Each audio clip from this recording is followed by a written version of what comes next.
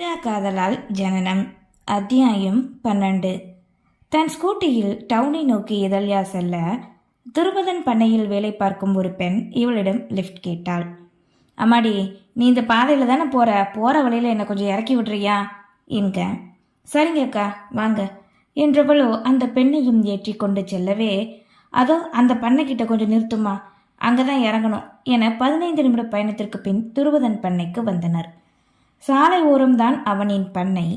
பல வருடமாக அந்த பாதையில் சென்றாலும் ஒரு நாளும் உள்ளே எப்படி இருக்கும் என்பதை அறியாதவள். சரியாக அவள் கூறிய இடத்தில் நிற்கவே அவளோ இறங்கிக் கொள்ள, நீங்க இங்கே வேலை பார்க்குறீங்களாக்கா? உள்ளே செல்ல ஆசை இருந்தும் முடியாது கேட்டாள். ஆமாம்மா, உன் அத்தை மகனோட பண்ண தானே, தெரியாதா என்ன? தெரியும்க்கா, நீங்க போங்க என்க அந்த பெண்ணும் கேட்டை திறந்து உள்ளே செல்ல, கிளம்ப நினைத்த நேரம் சரியாக அவளுக்கு முன்னே வந்து கொண்டிருந்தான் துருபதன். அவனை கண்டதுமே இதயமோ படபடவன துடிக்க, இதழ்யா, இதுதான் உனக்கு கிடைச்ச வாய்ப்பு, ஒழுங்கா உன் காதலை சொல்லிடு, இப்படியே காலம் தாழ்த்திக்கிட்டே போனால் எல்லாமே கெட்டு போயிடும் தன்னையே ஆசுவாசப்படுத்தி கூறிக்கொண்டாள். அவளின் முன்னே வந்து நின்றவன, ஏய் பொறி உருண்ட, என்ன இங்கே நிற்கிற என்க.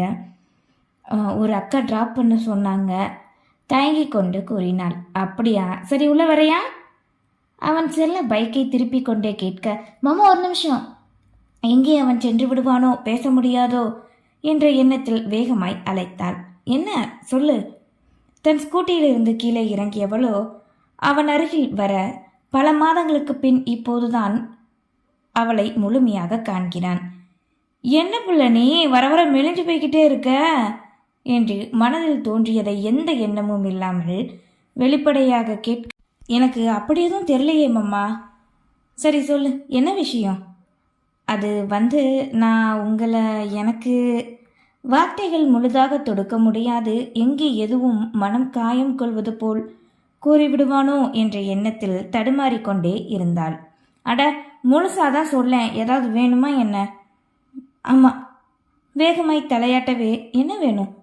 அது எச்சிலை விழுங்கி கைகளை பிசைந்து கொண்டு விழிகளோ படபடவன அடிக்க, இதய துடிப்போ தனக்கே கேட்க முயன்று கூற பார்த்தவளுக்கு முடியவில்லை. அவளையும் அறியாது விழிகளோ கலங்க ஆரம்பித்தது. ஏய், என்னாச்சு? எதுக்கு இப்படி அழுதுகிட்டு இருக்க? மடை திறந்து வெள்ளம் பாய்ந்து வருவது போல் திடீரென கண்ணீர் சிந்துபவளை கண்டே இறங்கி கொண்டு வந்தவாறே கேட்டான். எனக்கு எப்படி சொல்லணும்னு தெரியல மாமா, ஆனால் பயமாக இருக்கு என உதடுகள் துடிக்க வார்த்தைகள் தடுமாற கூறவே, என்ன பயம் என்க. எங்கே தந்தையால் தன்னை வேண்டாம் என கூறிவிடுவானோ என்ற எண்ணம் வேறு அவளை மேலும் பயத்தின் உச்சத்துக்கே கொண்டு சென்றது. முதல்ல அழுகிறது நிறுத்தி என்னன்னு சொல்லு. கேட்டவனின் கரங்களோ அவளின் கண்ணீரை துடைத்து விடவே சிறிது தைரியம் கொண்டாள். நிமிர்ந்து அவனின் விழிகளை கண்டவளோ மூச்சினை விட்டு, என்ன கல்யாணம் பண்ணிக்கிறீங்களா மாமா என்று காதலை சொல்ல முடியாது தடுமாறியவளோ வார்த்தைகளை மாற்றி கேட்டு விட்டாள். லூஸ் மாதிரி பேசாத, நான் எப்படி? ஏன் முடியாது? நீங்க என் அத்தை பையன் தானே என்க. அவள் பிறந்த கணத்திலிருந்து இப்போது வரை அவளை பார்த்தே வந்தவனுக்கு ஒரு நொடி கூட இந்த எண்ணம் தோன்றவில்லை. பல வருடங்கள் முன் வீட்டில் தங்களின் திருமண பேச்சு எடுக்கும்போது கூட சிறு பெண்ணாகத்தான் நினைத்தான். இப்போது வளர்ந்து விட்டால்தான், இருந்தும் திருமணம் என்று வருகையில் ஏதோ சட்டென முடிவெடுக்க முடியவில்லை. முதல்ல நீ வீட்டுக்கு போ, இனி இப்படி கிறுக்குத்தனமா என்கிட்ட பேசாத சொல்லிட்டேன் என்று குரலுயர கூறவே, அவனின் வார்த்தையில் எங்கே தன்னை தவிர்த்து விடுவானோ என்ற பயமே அவளை சுக்கு நூறாக்க அவளால் அந்த இடத்தை விட்டு நகரக்கூட முடியாது நின்றாள். போ, இன்னும் ஏன் எங்கே நிற்கிற? ஏனோ அவளின் அழுகையும் தவிப்பையும் பார்க்க பார்க்க தலையெல்லாம் வலிக்க அவன் அறியாது ஆத்திரம்தான் வந்தது. அவனின் ஒற்றை கரங்களை பற்றி, ப்ளீஸ் என்ன புரிஞ்சுக்கோங்க, அப்பா எனக்கு மாப்பிள்ளை பார்க்குறாங்க, அது எதுவுமே எனக்கு என்று முழுமையாக கூற வரும் முன்னே இதழ்யாவின் கரங்களை தன்னிடமிருந்து உதறியவனுக்கு அவளின் இந்த வார்த்தைகள் கேட்டு ஆதரியின் நினைவுதான் வந்தது. இப்போதெல்லாம் அவளின் நினைவு இல்லாத நிம்மதியாக சந்தோஷமாக இருந்தவனுக்கு சட்டென இவளால் அவளின் நினைவு தோன்றியது. என் கண்ணு முன்னாடி நிற்காத, போயிரு. சினமாய் சீறியவனோ அங்கே இருக்க பிடிக்காது பைக்கினை எடுத்துக்கொண்டு அப்படியே வந்த பாதையிலே திரும்பச் சென்று விட்டான். கண்ணீர் விழிகளை மறைக்க அவனின் பின்பமும் மறைந்து தான் போனது. தன்னை தன்னவன் ஏற்கவில்லை, மறுத்துவிட்டான் என்பதை அவளால் முழுமையாக ஏற்றுக்கொள்ளவே முடியவில்லை. இதற்கு மேல் தான் உயிரோடு ஏன் இருக்க வேண்டும்? அன்றே லாரியில் மோத இருந்த தன்னை காக்காமல் இருந்திருந்தால் தனக்கு இந்த வழியெல்லாம் நிகழ்ந்திருக்காதே. எப்படித்தான் வீடு வந்து சேர்ந்தாள் என்றே தெரியாது படுக்கையில் வந்து விழுந்தவளோ அழுது அழுது தன்னிலையை இழந்து மயங்கியே விட்டாள். அதே நேரம் இங்கே குளக்கரைக்கு வந்த துருபதன் படியில் அமர சற்று முன் இதழ்யா கூறியதைத்தான் மண்டையில் ஓடிக்கொண்டே இருந்தது. அவள் கூறியதை முழுமையாக கேட்காத முட்டாளானவனின் மனமோ தவறாகத்தான் எண்ணிக்கொண்டான். அவளோ, மாப்பிள்ளை எதுவுமே எனக்கு பிடிக்கல, ஏன்னா நான் உன்னை காதலிக்கிறேன் என கூற வந்தவளின் வார்த்தைகள் நடுவிலே இவன் நிறுத்தி விட்டதால் இவனின் மனமோ இப்போது மாப்பிள்ளை எதுவுமே எனக்கு செட் ஆகல என்று அவனாகவே நினைத்தான்.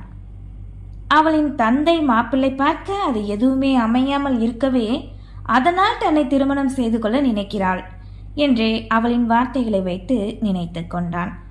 அதுக்காக தான் எப்படி என்னை கல்யாணம் பண்ண முடியும்? ஏற்கனவே அவன் அப்பன் கூட பகையாச்சு, இதில் இவளை கட்டிக்கிட்டா அவ்வளவுதான், ருத்ர தாண்டவன் மாடி 7 இழுத்து என்னென்னலாம் செய்வார் என்பதையெல்லாம் நினைத்து கொண்டிருக்க அவனின் கைபேசி ஓசை எழுப்பியது. ஹலோ, நிலாங்கிற பொண்ணு என்று எடுத்ததுமே அவனின் தங்கை பெயரை யாரோ கூற, ஏன் தங்கச்சி தான், என்ன வேணும்? தரகர் மூலமாக பொண்ணோட ஜாதகம் வந்தது. அப்படியா, சொல்லுங்க என்க அவர்கள் யார், எந்த ஊரை சேர்ந்தவர்கள், வீட்டார்கள் என்ன என்பதையெல்லாம் கூறினார். மாப்பிள்ளை என்ன வேலை பார்க்குறாரு என்று தங்கை விருப்பப்பட்டது போல் அமைய வேண்டுமென நினைத்து கொண்டு கேட்க, விஸ்காம் படிச்சுட்டு தனியாக ஒரு விளம்பர கம்பெனி வச்சுருக்கான், அதுவும் போக தயாரிப்பாளராக வேலை பார்க்குறான், அவன் எடுத்த பல படங்கள் டாப் ஹிட் ஆயிருக்கு என தன் மகனின் பெருமைகளை கூறிக்கொண்டே போக கேட்டவனுக்கு மனமோ சரி என கூற நினைத்தது. நீங்கள் ஒரு நாள் எங்கள் வீட்டுக்கு வந்து பொண்ணை பாருங்க, அதுக்கப்புறம் நம்ம மற்றதை பேசிக்கலாம் என்கவே சரி என கூறி கைபேசியை வைத்தனர். உடனே வீட்டுக்கு கிளம்பியவனோ தன் வீட்டில் வந்து பெற்றவர்களிடம் விஷயத்தை கூற தட்டி சென்றே இருந்தது. இந்த சம்பந்தத்திலாவது முடித்துவிட வேண்டுமென நினைத்தனர். பூஜை அறை சென்று வேண்டிக் கொண்டு மஞ்சள் துணியில் நாணயம் முடிஞ்சு வைத்தார் வரலட்சுமி. இரவில் வேலை முடிந்து மகள் வரவே அவளிடம் கேட்க அவளோ சரி பாருங்கள் என்றாள். இதில் கவனத்தை மாற்றிய துருபதனுக்கு இதழ்யாவின் நினைவு மறைந்து போனது. இரவு நேரமாகியும் மகள் உண்ண வராது போகவே அவளின் அறைக்குத்தான் சென்றார் சுபராணி. அடியே எழுந்திரடி, சாப்பிடவா. எதுக்குடி இந்த வயசான காலத்தில் என்ன மாடிக்கு வர வைக்கிற? ஒன்று தாண்டி எழுந்திரு என கத்தவே மயங்கியவளுக்கு எங்கே அதையெல்லாம் கேட்க, ஏட்டி என்றவரோ அவளின் மீது கை வைத்து தட்ட முயற்சிக்க அப்போதுதான் அனலாய் கொதிப்பதை உணர்ந்தார். சட்டென கவிழ்ந்து கிடந்த மகளை திருப்ப முகமெல்லாம் சிவந்து தலைமுடிகள் எல்லாம் கலைந்து வதங்கி போய் கிடந்தாள். முற்றற்ற நிலையில் இருந்த மகளை கண்டவரோ பதறிப்போய் அவளின் முகத்தில் தட்டி எழுப்ப முயல தோல்வியில்தான் தழுவியது. என்னவோ ஏதோ என்று தவித்தவரோ, என்னங்க இங்கே சீக்கிரம் வாங்க என குரலிட மனைவியின் இந்த குரலில் காலில் அமர்ந்த அந்த கனகராஜ் பதறிப்போய் வந்தார். கண்ணை திறக்க மாட்டிக்கா, மூச்சு பேச்சு இல்லாம இருக்கா, எனக்கு என்னமோ பயமா இருக்கு, உடம்பெல்லாம் அண்ணலா குதிக்குது என்க பெற்றவரின் உள்ளமோ கலங்கியது. இளவைக்கு முயற்சி செய்தது எல்லாம் தோல்வியில் தழுவவே உடனே தன் வயதை கூட மறந்து மகளை கையில் தூக்கினார். எனக்கு பார்த்து சுபராணியோ பதற அவருக்கு அதெல்லாம் தெரியவில்லை. மருத்துவமனைக்கு செல்ல வேண்டும் என்பதே எண்ணமாக இருக்க தூக்கி கொண்டு கீழே இறங்கி வந்தவரோ வாசலுக்கு விரைந்தார். கைபேசியையும் காற்றாவியையும் எடுத்துக்கொண்டு அந்த இரவு நேரம் பெற்றவர்கள் இருவரும் அவளை மருத்துவமனைக்கு அழைத்துச் சென்றனர். பக்கத்து டவுனில் இருக்கும் மருத்துவமனை செல்லும் வரை அவளை எழுப்ப முயன்ற பெற்றவளின் முயற்சியெல்லாம் தோல்வியில் தழுவியது. ஒரு வழியாக இதழ்யாவை மருத்துவமனையில் சேர்த்துவிட அவளை பரிசோதித்த மருத்துவர் வைரல் ஃபீவர் என்றனர். உயிருக்கு எந்த ஆபத்தும் இல்லை, நீங்கள் பயப்பட வேண்டாம் என்க அதன் பின்னே இருவருக்கும் நிம்மதி. திடீரென எப்படி காய்ச்சல் வந்தது? தனியாக இன்று பகலில் மகள் வெளியே சென்றாலே காத்து கருப்பு எதுவும் அடித்து விட்டதோ என்றுதான் பெற்றவர்கள் இருவரும் பேசிக்கொண்டனர். இரவு முழுவதும் மருத்துவமனையிலே இருக்க மறுநாள் விடிந்த பின் அவளை பார்க்கவே அனுமதித்தனர். ஆழ்ந்த நித்திரையில் மகள் இருக்கவே 8 மணி போல் இதழினிடமிருந்து அழைப்பு வந்தது. அம்மா, எல்லாரும் எங்கே போனீங்க? ராத்திரி வீடு பூட்டி கிடக்குன்னு பக்கத்து வீட்டு அக்கா போனடிக்கி என்க இதழ்யாவின் நிலையை பற்றி கூறினார். என்னம்மா திடீர்னு இப்படி சொல்ற? இப்ப எந்த ஹாஸ்பிட்டல்ல இருக்கீங்க என்க மருத்துவமனை பெயரை கூறினார். சரிம்மா நான் வரேன் என கூறி கைபேசியை வைத்தவளோ நேராக தன் அத்தையிடம் சென்று கூற அவரோ பதறி போனார்.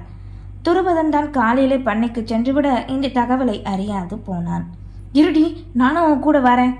வேண்டாம் அத்தை, என் அப்பா அதுக்கு ஏதாவது கத்துவார், நான் மட்டும் போய் பார்த்துட்டு வந்துடுறேன் என்க அவருக்கும் அதுவே சரி எனப்பட்டது. வேக வேகமாய் சாப்பாடை வைத்து கூடையில் கொடுத்துவிட வாங்கி கொண்டு மகனை இங்கு விட்டு சென்றாள். இங்கே மருத்துவமனை வந்த இதழினி தங்கையை காண அப்போதுதான் கண் விழித்தாள். காய்ச்சல் முழுமையாக குறையவில்லை என்பதால் உதடெல்லாம் வறண்டு சோகையாக இருந்தாள். பெற்றவர்களை வீட்டுக்கு அனுப்பிவிட்டு தங்கையோடு சிறிது நேரம் இருக்கவே, என்னடி எதையும் பார்த்து பயந்து போயிட்டியா என்க இல்லை என்றால் அப்புறம் எப்படிடி என்று கேட்க, அதன் பின் அவள் பேசிய ஒவ்வொரு வார்த்தைகளுக்கும் மௌனம் சாதித்தாலே தவிர பேசவே இல்லை. துருபதன் அவன் மட்டுமே நினைவெல்லாம். அவன் தனக்கு கிடைக்கவே மாட்டானா? அவன் இல்லாத வாழ்க்கை தனக்கு ஏன்? அவனின் மீது காதல் வந்தது. இத்தனை வருடங்கள் அவனுக்காக, அவனின் மனைவியாகத்தான் நான் என நினைத்தே வாழ்ந்து வந்தவளுக்கு அவனின் கோபம் மறுப்பு ஏற்றுக்கொள்ளவே முடியவில்லை. அவனை பற்றிய கரங்களை உருவிய நொடி அப்படியே தன் இதயத்தை அறுத்துவிட்ட உணர்வுதான். மேனியை விட நெஞ்சம்தான் அனலாக ஏற்க முடியாது தவிக்க, சட்டன மேனியெல்லாம் வெட்டி இழுப்பது போன்ற உணர்வு. முகமெல்லாம் வியர்க்க, கை காலும் இழுத்து துடிக்கவே திடீரென தங்கைக்கு இவ்வாறு நிகழ பதறிப்போன இதழினி மருத்துவரை அழைத்தார். அவரோ வந்து பரிசோதிக்க, என்னாச்சு டாக்டர் எங்க ஃபிக்ஸ் வந்துருச்சுமா எங்கவே விழிகளோ வெளியே திரித்து விழுந்து விடும் அளவுக்கு பதறவே வெளியே இருக்க கூறிவிட்டனர். வெளியே வந்தவளோ தந்தைக்கு அழைக்க, அப்போதுதான் வீட்டுக்கு சென்று சிறிது நேரம் ஓய்வெடுத்தவர்கள் மறுபடியும் பதறி அடித்துக்கொண்டு கிளம்பினர். இங்கே மதிய உணவறிந்துவிட்டு மாலை நேரம் வெளியே செல்ல வேண்டும் என்பதால் தன் அறையில் வந்து சிறிது நேரம் ஓய்வாக படுத்தான் துருபதன். அடுத்த நொடி சித்தப்பா என்ற அழைப்போடு ஆதவன் அவனின் அறைக்குள் ஓடிவர கட்டிலில் மேல் தூக்கி அமர வைத்தான். ஃபோனில் கார்ட்டூன் படம் வைங்க சித்தப்பா பார்க்கலாம் என்க. உன் அம்மா எங்கடா? சித்தி ஹாஸ்பிட்டலில் இருக்குல்ல, அதான் அம்மா அங்கே போச்சு, ராத்திரி தான் வரும், என்னை கூட்டிகிட்டு போகல. என்ன சொல்கிற நீ? அந்த பொறி உருண்டைய ஹாஸ்பிட்டலில் இருக்கு தெரியல என கூறி கரங்களை விரிக்க, சட்டென நேற்று தாங்கள் பேசியது நினைவுக்கு வரவே வேகமாய் அறையை விட்டு வெளியேறி அன்னையை தேடி சென்றான். அம்மா அம்மா என்க தங்களின் அறையிலிருந்து வெளியே வந்தவரோ, என்னடா ஏதாவது வேணுமா கேட்க, ஆதவன் என்னவோ சொல்கிறான், என்னாச்சு? திடீர்னு சின்னவளுக்கு காய்ச்சல் வந்துட்டு போல, ஏதோ அதுன்னு வைரல் ஃபீவர் வந்துட்டான், சாயங்காலம் போல வர்றேன்னு சொல்லியிருக்கா என்கவே காய்ச்சல் என்ற பின்னேதான் நிம்மதியானவன் மறுபடியும் தன் அறைக்கு சென்றான். இந்த ஒரு நொடியில் என்னென்னவோ நினைத்து பதறி போனதை அவனின் உள்ளமோ அறியவில்லை. நன்றி.